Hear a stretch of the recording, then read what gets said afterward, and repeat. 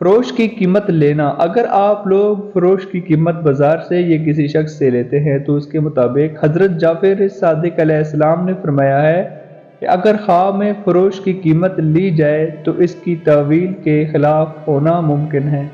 اب ہم آپ کو تھوڑی سی تفصیل سے آگاہ کرتے ہیں۔ فروش کو دیکھنا۔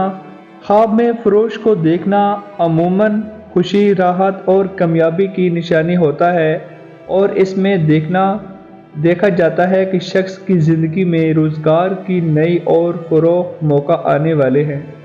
اگر خواب میں دیکھا جائے کہ فروش بچھایا ہوا ہو، اگر خواب میں دیکھا جائے کہ فروش بچھایا گیا ہے اور کوئی شخص اس پر بیٹھا ہے تو یہ اس کا مطلب ہوتا ہے کہ زندگی میں روزی کی فراخی آنے والی ہے اور شخص کی عمر دراز ہوگی۔